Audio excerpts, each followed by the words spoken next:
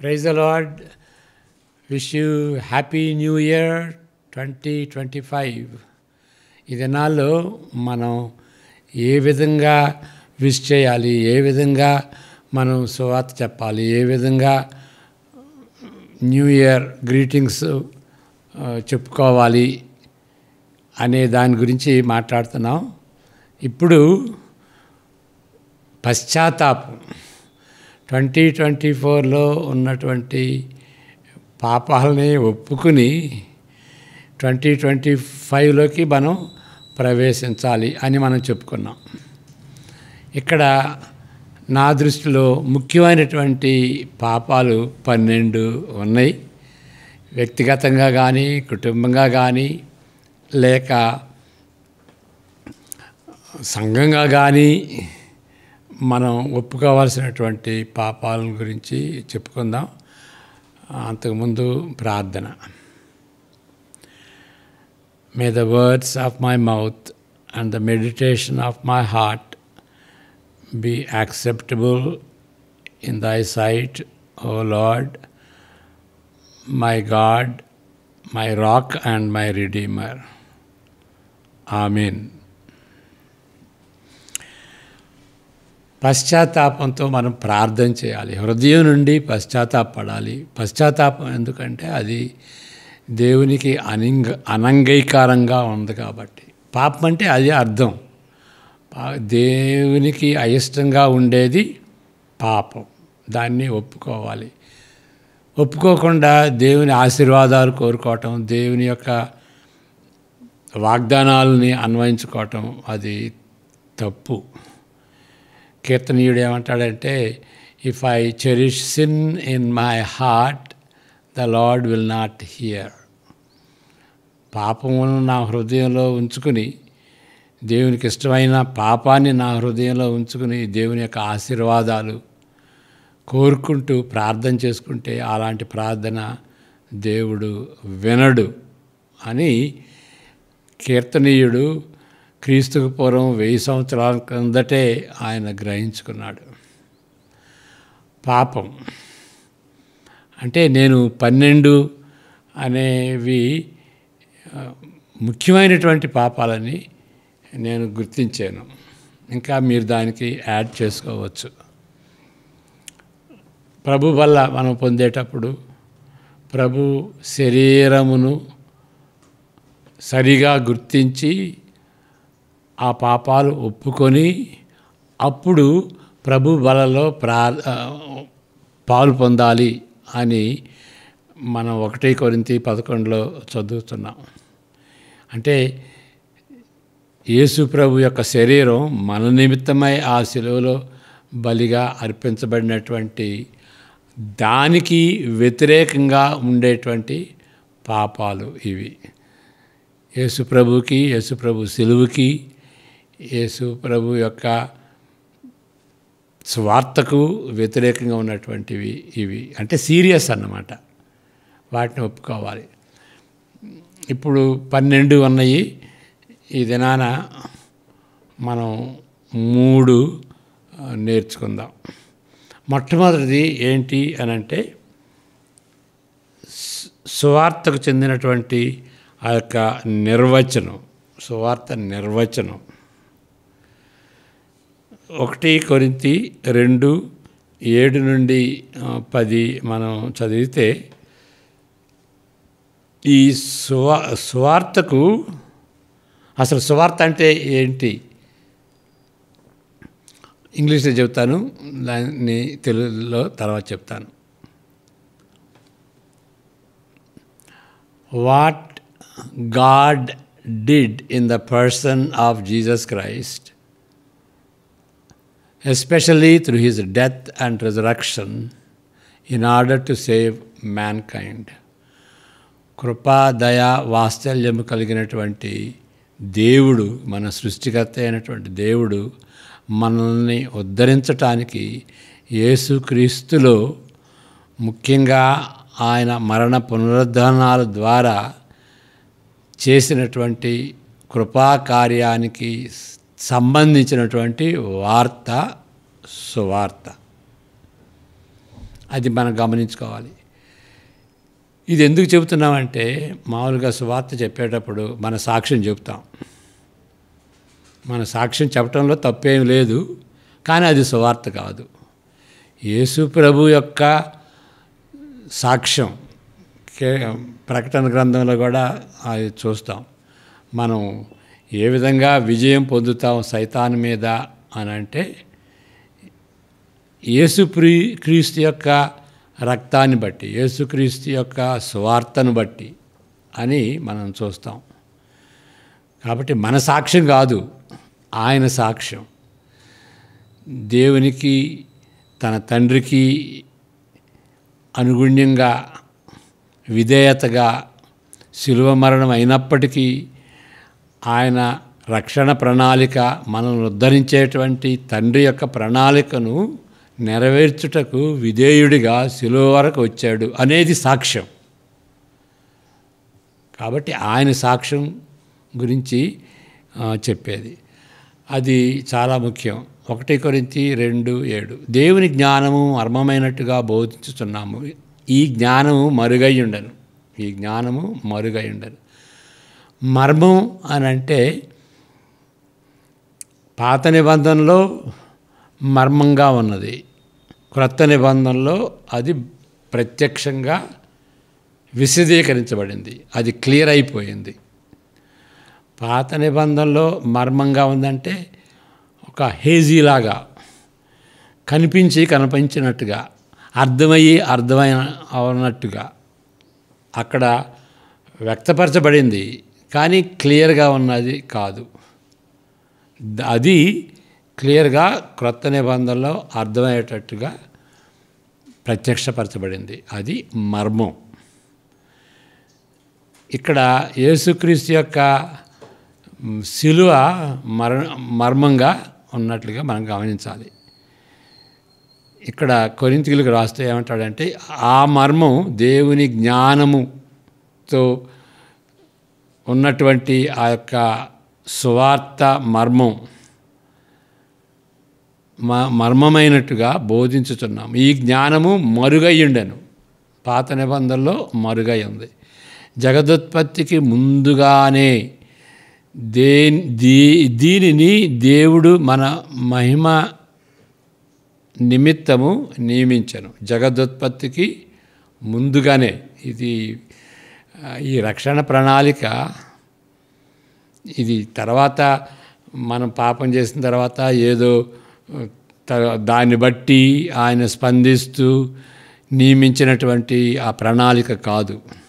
భూపనాదులు వేయబడక మునిపే ఆయనకి తెలుసు ఆదాము అవ్వలు పతనమవుతారని, పాపం చేస్తారని, తిరుగుబాటు చేస్తారని, ఆయన ద్వారా మానవాళ్ళంతా కూడాను ఆ విధమైనటువంటి తిరుగుబాటుదారులుగా అవుతారని దేవునికి తెలుసు. అప్పుడే ఈ యొక్క రక్షణ ప్రణాళికను ఆయన తలంచాడు, భూపునాదులు వేయబడక మునిపే. నెక్స్ట్ వచనం,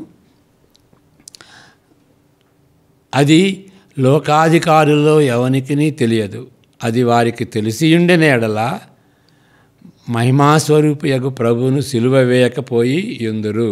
ఈ లోకాధికారులు ఎవరు? యేసు ప్రభుని సిలువ వేసినటువంటి వాళ్ళు.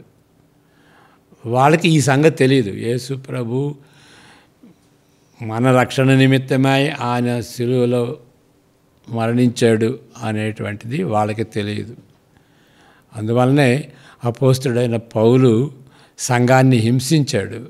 మనిషిని పట్టుకుని దేవుడు అంటారేంటి, ఈయన మైసాయ ఎట్లా అవుతాడు, ఈయన రక్షకుడు ఎట్లా అవుతాడు, ఆయన సిలువలో మరణించి శాపగ్రస్తుడిగా ఆయన వేలాడాడు కదా, ఈయన దేవుడని వీళ్ళు చెబుతారేంటి, అది దుర్బోధ అని క్రైస్తవ సంఘాన్ని హింసించినటువంటి వ్యక్తి పౌలు. అది గుర్తు చేసుకుంటున్నాడు అన్నమాట. మహిమాస్వరూపియగు ప్రభువును సిలువ వేయకపోయిందురు. తెలిసి ఉండేటట్లయితే ఆయన సిలువ వేసి ఉండేవాడు. సిలువ వేయకపోతే మరలా పాపరక్షణ ఉండేది కాదు. ఓకే, నెక్స్ట్ వచనం, 9:10 కూడాను. ఇందును గూర్చి దేవుడు తన్ను ప్రేమించు వారి కొరకు ఏవి సిద్ధపరచునో అవి కంటికి కనబడలేదు, చెవికి వినబడలేదు, మనిషికు హృదయమునకు గోచరము కాలేదు అని వ్రాయబడి ఉన్నది. ఇప్పుడు దీని గురించి అంతకుముందు కనపడలేదు, చెవికి వినబడలేదు అంటే అంతకుముందు మర్మంగా ఉంది, ఇప్పుడు బయలుపరచబడింది అని ప్రత్యేకంగా శిలువ గురించినటువంటి, సువార్త గురించినటువంటి ఈ మర్మం. అంతేగాని మనం మామూలుగా ఇది వాడతాం, దేవుడు ఎన్నో మనకు దాచి ఉంచాడు అని. ఒక విధంగా దాచి ఉంచాడు.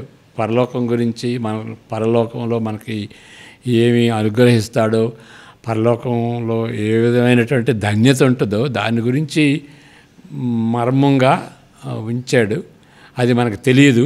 అది 1 యోహాను 3:2 ఉంటుంది. కానీ ఇక్కడ సందర్భం ఏంటి అని అంటే శిలువ గురించి, అది మర్మంగా ఉన్నది అన్నమాట అని ఇక్కడ ఈ వచనం చెబుతుంది. అది గోచరం కాలేదు అని వ్రాయబడి ఉన్నది. 10 మనకైతే దేవుడు వాటిని తన ఆత్మ వలన బయలుపరిచి ఉన్నాడు. ఆ ఆత్మ అన్నిటినీ, దేవుని మర్మములను కూడా పరిశోధించుచున్నాడు. మనకి, విశ్వాసులకి, అపోస్తులకి, విశ్వాసులకి పరిశుద్ధాత్మ వచ్చిన తర్వాత అప్పుడు వాళ్ళకి అర్థమైందన్నమాట. ఓ ఈయన యేసు ప్రభువు, ఆయన మనం ఎదురు చూస్తున్నటువంటి మెస్సయాయే. మెస్సాయ అంటే మనం అబద్ధం చేసుకున్నాం, సిలువలో వేలాడేటువంటి వాడు మెస్సాయ ఎట్లా అవుతాడని. కానీ అదే, అందుకే వచ్చాడు. అది వాక్యంలో కూడా ఉన్నది, పాత నిబంధనలో కూడా ఉన్నది. ఆయన మరణం ద్వారా, దేవుని కుమారుడు మరణం ద్వారా ఆయన రక్షిస్తాడు అని యెషయా 53 అలాంటి వచనాలని, అలాంటి ప్రవచనాలని వాళ్ళు గ్రహించుకున్నారన్నమాట. ఓకే, అదంతా కూడాను పరిశుద్ధాత్మ వలన బయలుపరచబడబడ్డాయి. కళ్ళు వాళ్ళు తెలుసుకున్నారన్నమాట. ఇది సువార్త అంటే. సువార్త ఇది చాలా మర్మంగా ఉన్నప్పటికీ ఇది క్లియర్గా ఉన్నది. దీని గురించి మనం చెప్పాలి. దీనివల్లనే మనుషులకి రక్షణ వస్తుంది, దీనివల్లనే వాళ్ళకి నిత్యజీవం వస్తుంది. ఇది సువార్త అనేది యేసుప్రభు చెప్పినటువంటి రీతిగా, మత్తయి 13లో చెప్పినటువంటి రీతిగా సువార్త అనేది విత్తనం. ఆ విత్తనంలో ఉన్నటువంటి ప్రత్యేకత ఏంటి అంటే అదే జీవం వేస్తుంది. ఇక వేరేది ఏది కూడాను దానిలో జీవం ఉండదు, జీవం ఇవ్వదు. అదే రీతిగా ఈ సువార్త వలన నిత్య జీవం ఉంటుంది. మరి దాన్ని కల్తీ చేసేస్తే రక్షణ అనేది ఉండదు, నిత్య జీవం అనేది ఉండదు. ఇది చాలా ఘోరమైనటువంటి పాపం. అంటే మన సాక్ష్యం చెప్పొద్దని కాదు, మనం సాక్ష్యం చెప్పాలి. ఆ యొక్క సువార్త మన జీవితాల్లో ఏ విధంగా పనిచేసింది, ఏ విధంగా మన జీవితాలను మార్చింది, దేవుని యొక్క వాగ్దానాలు మన జీవితంలో ఏ విధంగా నెరవేరిని అని మనం సపోర్టివ్గా చెప్పాలి. ఆ విధమైనటువంటి సాక్ష్యం. కానీ సాక్ష్యం వలన రక్షణ ఉండదు, మన సాక్ష్యం వలన రక్షణ ఉండదు. యేసు ప్రభు యొక్క సాక్ష్యం వలన, యేసు ప్రభు యొక్క ప్రక్రియ వలన, శిలువలో ఆయన మరణించినందున, మరణించి మరి తిరిగి లేచాడు. మరణించటం, తిరిగి లేవటం అనేది అది కలిపి ఉండాలి. ఎందువల్లంటే పునరుద్ధానం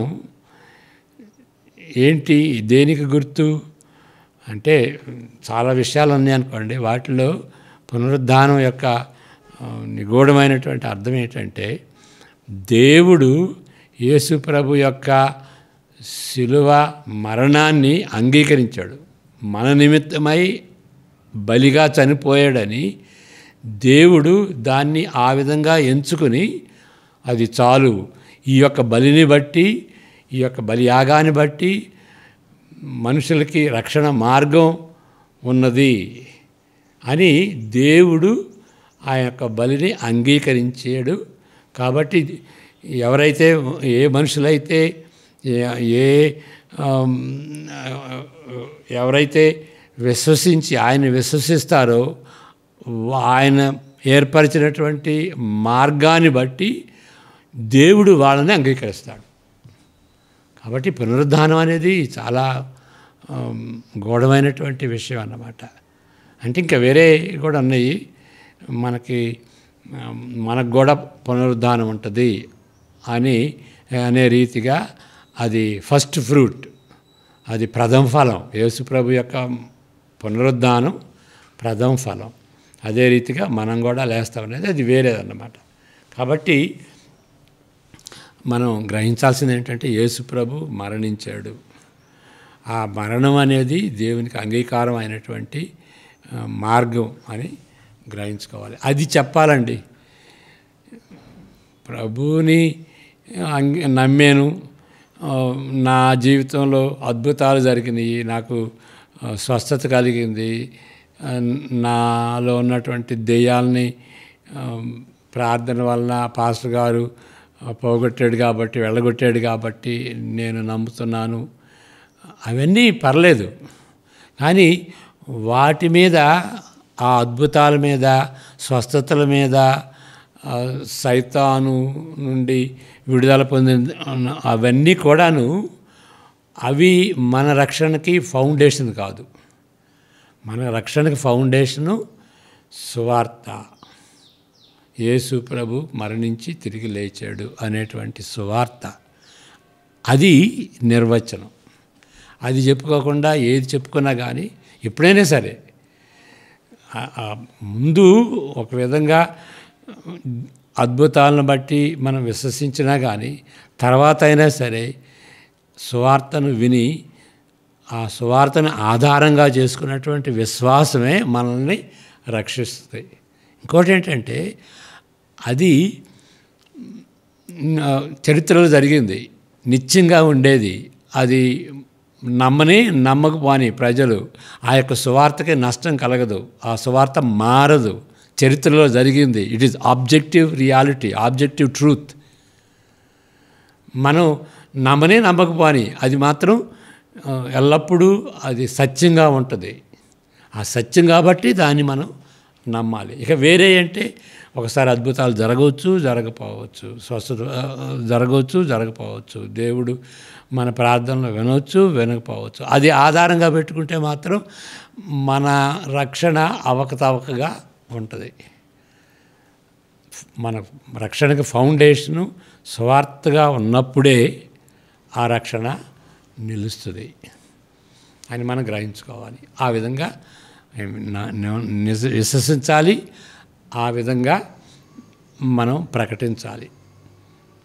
మరి ఆ విధంగా చేయనందుకు, ఆ విధంగా తలంచినందుకు అది పెద్ద దోషంగా ఎంచుకుని పశ్చాత్తాపపడాలి.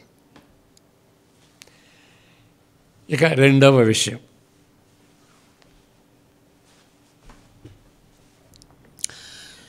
సువార్త మర్మం. ఇంతకుముందు చెప్పింది సువార్త నిర్వచనం, ఇప్పుడు సువార్త మర్మం. గలతీ 3:28 దీని the Magna కార్టా of human relationships అంటారు. ఇది చాలా గంభీరమైనటువంటి మర్మం, సువార్త యొక్క మర్మం. గలతీ 3:28. దాని తర్వాత ఎఫెసీ 3:8-9 కూడా చదవాలి. ఇందులో అంటే క్రైస్తవ సంఘంలో యూదుడని గ్రీసు దేశస్థుడని లేదు, దాసుడని స్వతంత్రుడని లేదు, పురుషుడని స్త్రీ అని లేదు, యేసుక్రీస్తునందు మీరందరూ ఏకముగా ఉన్నారు. క్రైస్తవులు కాకముందు, యేసుప్రభు దగ్గరికి రాకముందు ఏదో ఫీలింగ్స్ ఉండొచ్చు. ఆయన అలాంటి వాడు, ఈయన ఇలాంటి వాడు, ఆ జాతికి చెందినవాడు, ఆ దేశానికి చెందినవాడు, ఆ కులానికి చెందినవాడు అని ఏదో ఆ భేదాభిప్రాయాలతో ఉండవచ్చు. కానీ యేసుప్రభుని నమ్ముకున్న తర్వాత నేను దేవుని కుమారుణ్ణి, ఆవిడ కూడా దేవుని కుమార్తె అని ఆ యొక్క భేదాలన్నీ పెట్టుకోకూడదు మనస్సులో. యూదుడని గ్రీసు దేశస్థుడని, యూదులు గ్రీసు దేశస్థులకి ఇప్పుడు కూడాను యూదులుగానే ఉంటారు.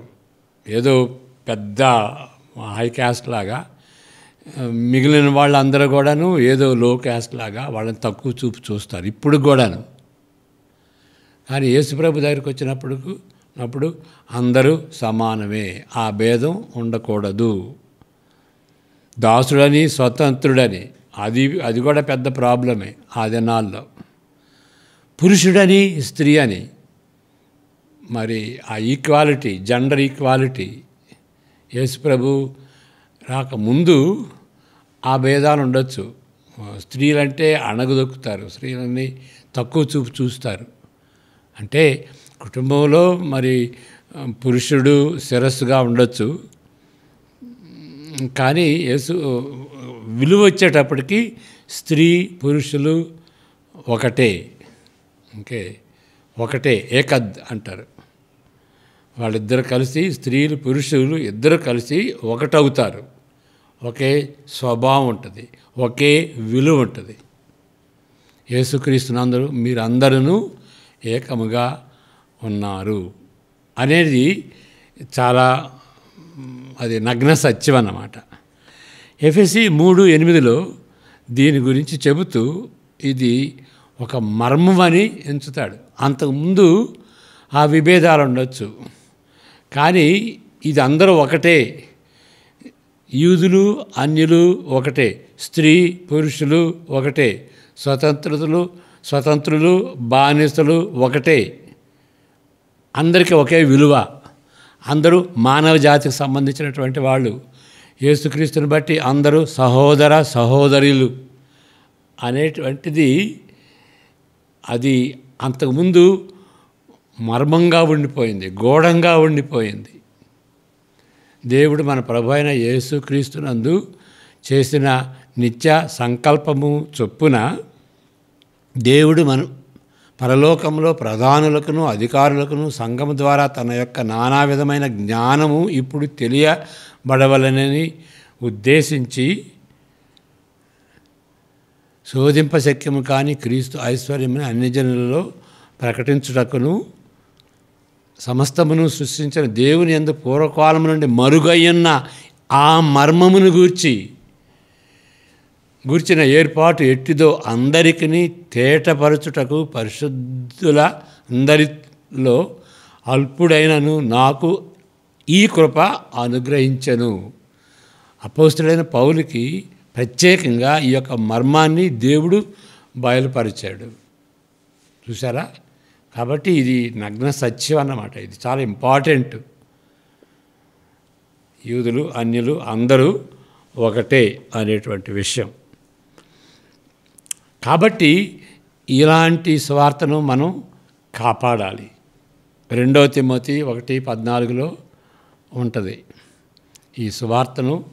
ఇది ఒక ఖజానాలాగా, ఒక ప్యాలెస్ లాగా, విలువైన దానిలాగా గాడ్స్ ఏ విధంగా దాన్ని కాపాడతారో ఇలాంటి సువార్తను మనం కాపాడాలి. నీకు అప్పగింపబడిన ఆ మంచి పదార్థమును మనలో నివసించు పరిశుద్ధాత్మ వలన కాపాడము.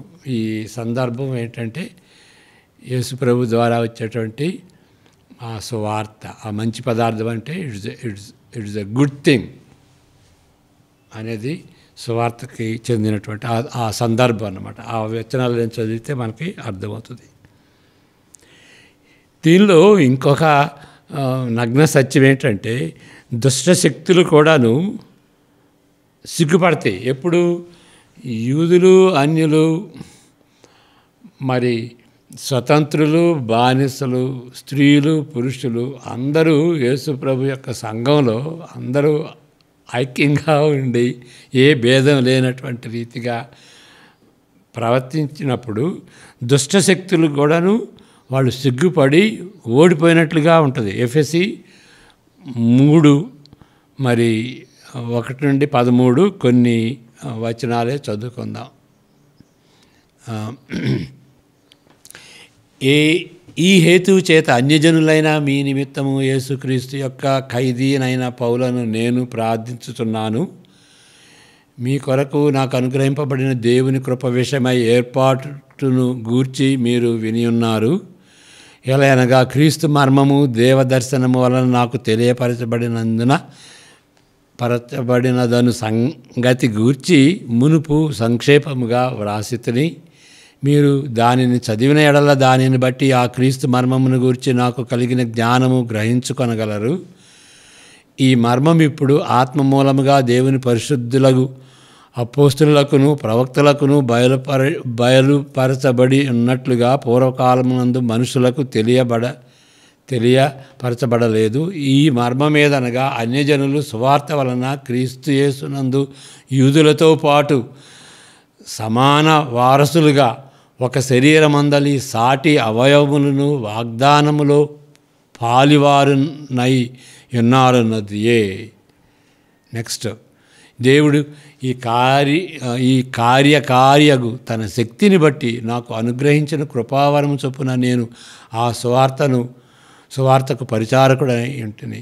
దేవుడు మన ప్రభు అయిన యేసుక్రీస్తునందు చేసిన నిత్య సంకల్పము చొప్పున పరలోకములో ప్రధానులకును అధికారులకును సంఘం ద్వారా తన యొక్క నానా విధమైన జ్ఞానము ఇప్పుడు తెలియబడవలనని ఉద్దేశించి శోధింపశక్యము గాని క్రీస్తు ఐశ్వర్యమును అన్యజనులలో ప్రకటించుటకును సమస్తమును సృష్టించిన దేవుని యందు పూర్వకాలము నుండి మరుగయ్యన్న ఆ మర్మమును గూర్చిన ఏర్పాటు ఎట్టుదో అందరికీ తేటపరచుటకును పరిశుద్ధుల అందరిలో అల్పుడనైన నాకు ఈ కృప అనుగ్రహించబడెను. ఆయన యందలి విశ్వాసం చేత ధైర్యమును నిర్భయమైన ప్రవేశమును ఆయన బట్టి మనకు కలిగి ఉన్నది. కాబట్టి మీ నిమిత్తము నాకు వచ్చిన శ్రమలను చూచి మీరు అధైర్యపడవద్దని నేను వేడుకొనుచున్నాను. ఇవి మీకు మహిమకరములై ఉన్నవి. ముఖ్యంగా ఎఫెసీ 3:9 పరలోకములో ప్రధానులకును అధికారులకును సంఘం ద్వారా తన యొక్క నానా విధమైన జ్ఞానము ఇప్పుడు తెలియబడవలనని ఉద్దేశించి శోధింపశక్యము కాని క్రీస్తు ఐశ్వర్యమును అన్యజనులలో ప్రకటించుటకు. ఇదంతా ఒక సెంటెన్స్ కాబట్టి కష్టం. 9వ వచనంలో దాన్ని ఏ విధంగా అర్థం చేసుకోవాలంటే ప్రధానులకును అని ఉంది కదా. 9వ వచనంలో ప్రధానులకును అని అంటే అధికారులు ప్రధానులు అంటే పరలోకములో ప్రధానులకును అధికారులకును అంటే అది స్పిరిచువల్ ఫోర్సెస్ అన్నమాట. అవి సిగ్గుపడులాగున అంటే ఆ దుష్టశక్తులు కూడా దీన్ని బట్టి సిగ్గుపడతాయి, ఓడిపోతాయి. సంఘంలో ఐక్యత ఉంటే దుష్టశక్తులకి ఓటమి కలుగుద్ది అని మనం అర్థం చేసుకోవాలి. కాబట్టి ఇది గంభీరమైనటువంటి విషయం అన్నమాట. కానీ మన పాప స్వభావాన్ని బట్టి ఆ ఫీలింగ్స్ తీసుకొస్తాం. అంత ముందున్నటువంటి ఫీలింగ్స్ సంఘంలో కూడా తీసుకొస్తాం. అది దుష్ట శక్తులు నుండి వచ్చేటువంటి శోధన అని మనం గ్రహించుకుని పశ్చాత్తాపపడాలి. అది సువార్తకు వ్యతిరేకంగా ఉండేటువంటి దృక్పథం, ఆలోచన. అందరూ ఒకటే, క్రీస్తులో అందరూ ఒకటే అనేటువంటి నగ్న సత్యాన్ని, ద మ్యాగ్నిఫికాట్ ఆఫ్ హ్యూమన్ రిలేషన్షిప్స్ అనేదాన్ని మనం ప్రతిసారి గుర్తు చేసుకుంటూ ఉండాలి. అందువలన కొన్ని సంఘాల్లో చాపల మీద అందరూ కూర్చుంటారు. ఇక నీ బ్యాక్గ్రౌండ్ ఏంటి అని అడగరు. వాళ్ళు పేదలైనా పెద్దోళ్ళైనా సరే యేసుక్రీస్తులో ఆయన నా సహోదరుడు అని వాటేసుకుంటారు. ఆ విధంగా సంఘం ఉంటే ఎంత బాగుండు. ఆ విధంగా మనం చెప్పట్లేదు, మనం చేయట్లేదు. మన ఏరియా వాళ్ళు, మన కులం వాళ్ళు ఆ దృక్పథంలో మనం సంఘాలు స్థాపించుకుంటున్నాం. సిగ్గుపాటు. మనుషుల ఎదుట, దుష్ట శక్తుల ఎదుట మనం సిగ్గుపడాల్సినటువంటి పరిస్థితి. ఇదంతా చేసినందుకు మనం పశ్చాత్తాపపడాలి. ఇక మూడవ విషయం,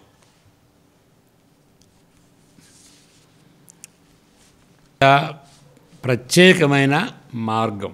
మూడవది ఇది ఏంటి అనంటే, మనం క్రైస్తవత్వాన్ని, క్రైస్తవ విశ్వాసాన్ని, క్రైస్తవ మార్గాన్ని ఒక మతంగా అంటారు. వాళ్ళంటే మనం కూడా అంగీకరించాం. అది కూడా ఒక మతమే, అది మతం కాదు. మతం అంటే అసలు నిర్వచనం ఏంటి? మనం మంచి కార్యాలు చేసుకుంటే దేవుని మెప్పు పొందుతాం. అదేనా బైబిల్ చెబుతుంది? అదేనా సువార్త? మనం మంచి కార్యాలను బట్టి మనకి రక్షణ దొరికితే ఇంకా యేసుప్రభు ఎందుకు మరణించటం? యేసుప్రభు దగ్గరికి రాకుండా మనం మంచి కార్యాలు కొన్నిసార్లు అడ్డుపడతాయి. నా ప్రాబ్లం అదే. నేను పవిత్రునండి, నాకు పాపం లేదండి అని వాదించాను సువార్త చెప్తున్నటువంటి వ్యక్తితో. ఆయన చాలా కష్టపడ్డాడు. ఇక నన్ను వదిలిపెట్టి వెళ్ళిపోయాడు. బాబోయ్ వద్దు, ఇక నీతో మాట్లాడలేనని. అలాంటి మంచి కార్యాలు, స్వార్థకి వ్యతిరేకంగా ఉండేటువంటి మంచి కార్యాలని మనం ఏమంటాం? అవి స్వనీతి కార్యాలు అంటాం. స్వనీతి కార్యాలు చాలా డేంజరు. యెషయా ఏమంటాడంటే, మీ స్వనీతి కార్యాలు అవి మురికి గుడ్డలతో సమానం అంటాడు. అంటే మరి ప్రకటన 14:13లో ఏముంటుందంటే, ప్రకటన 14:13 అంటే మంచి కార్యాలు ఉండాలి.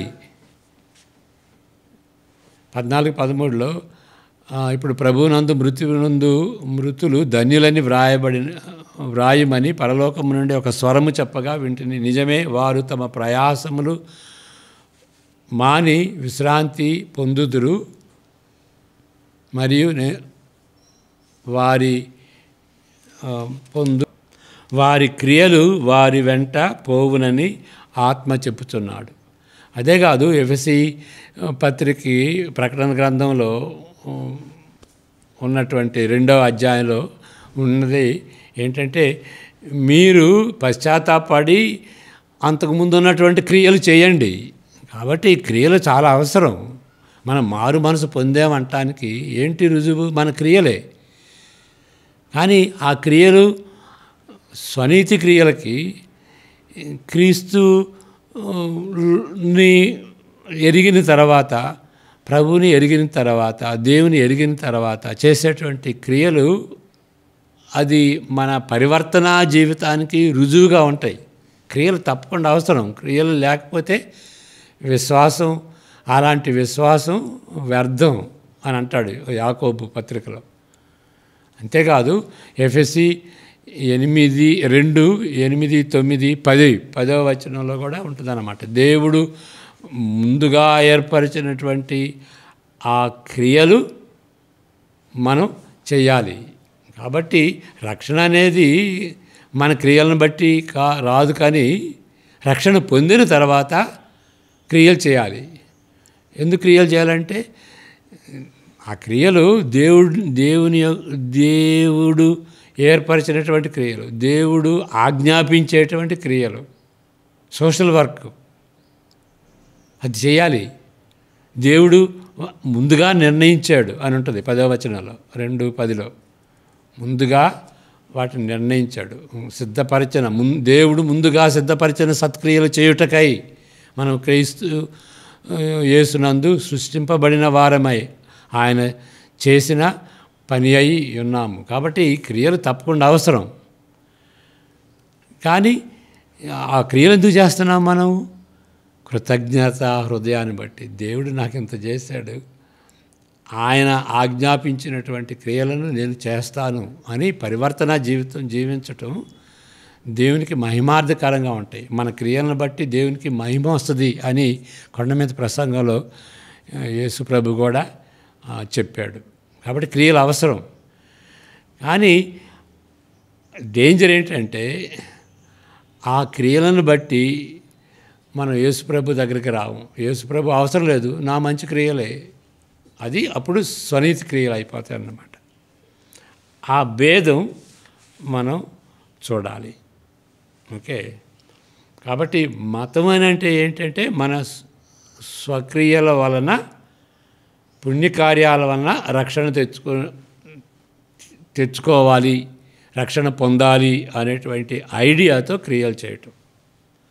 సామాన్యంగా మతం అంటే ఆ విధంగా అర్థం చేసుకోవాలి. క్రైస్తవ సువార్త, క్రైస్తవ మార్గం దానికి ఆపోజిట్. మన పాపులను, మన తలంపులు కానీ, క్రియలు కానీ, మాటలు కానీ, ప్రతిక్రియలు కానీ సమస్తం కూడాను పాపంతో కూడుకొని ఉన్నాయి. కాబట్టి స్వచ్ఛంగా ఉండేటువంటి క్రియలు ఏమీ చేయలేము. అందువలన యేసుప్రభు అవసరం. చేసిన తర్వాత అప్పుడు కంప్లీట్గా యేసుప్రభు వలె మనం పరిశుద్ధంగా జీవిస్తామని కాదు, మన వైఖరి మారుద్ది. అప్పుడు పరిశుద్ధంగా జీవించడానికి, మంచి క్రియలు చేయటానికి మొదలు పెడతాం. అంతేకాని అప్పుడు కూడా పర్ఫెక్ట్గా ఉండమన్నమాట.